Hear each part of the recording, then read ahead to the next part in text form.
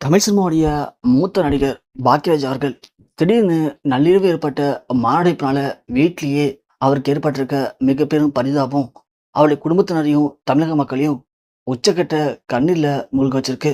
தமிழ் சினிமாவுடைய மிக முக்கியமான மூத்த நடிகர், இயக்குனர் பாக்யராஜ் அவர்கள்.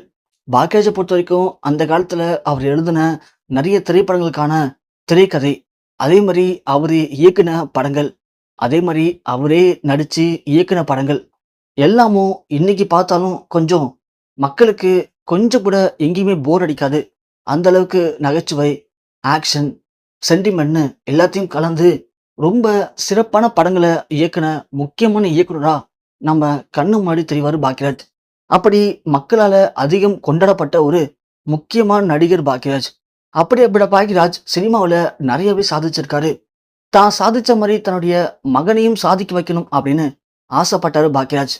தன் மகன், மகள் 2 பேருமே சினிமாவில் அறிமுகம் படுத்தினாரு.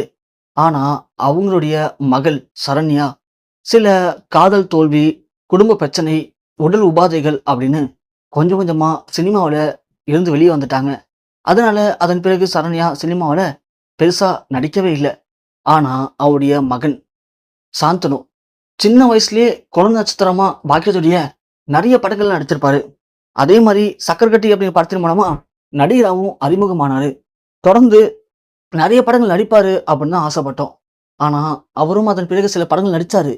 ஆனா அவரால ஒரு பெரும் வெற்றிய மக்களுக்கு கொடுக்க முடியல. ஒரு வித்தியாசமான கதையை அவரால சூஸ் பண்ண முடியல.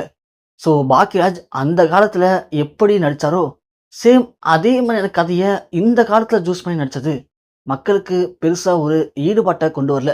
ஏன்னா மக்கள்லாம் இப்போ நிறைய டெவலப் ஆயிட்டாங்க. நிறைய வித்தியாசமான கதாபாத்திரங்களை எதிர்பார்க்குறாங்க. கேஜிஎஃப் மாதிரியான படங்களை எதிர்பார்க்கும்போது நீங்க இப்ப போயிட்டு முந்தான முடிச்ச மாதிரியான படங்கள்ல நடிச்சா மக்கள் அதை எப்படி ஏத்துக்க முடியும்?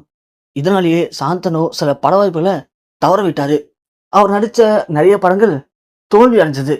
இதனால சாந்தனுக்கு பெருசா பட வாய்ப்பு கிடைக்கவே இல்லை. ஆனா சாந்தனு தவற விட்ட பட வாய்ப்புகளை பயன்படுத்திக்கிட்ட சில இளம் நடிகர்கள் இன்னைக்கு கொஞ்சம் அவங்களுடைய அடுத்த கட்டத்துக்கு நல்லாவே மூவ் ஆகி போயிட்டு இருக்காங்க. இது எல்லாமே சாந்தனுக்கு பயங்கர மன உளைச்சல் ஏற்படுத்துனுச்சு.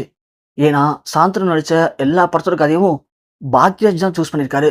சாந்தனுவை சூஸ் பண்ண விடல. அது சாந்தனுக்கு பயங்கர மன உளைச்சல். இத குடிச்சிட்டு மது போதையில பாக்யராஜ் கிட்ட சண்டையும் போட்டிருக்காரு. என்னுடைய சினிமா கரியர் முடிஞ்சது காரணமே நீங்க தான்.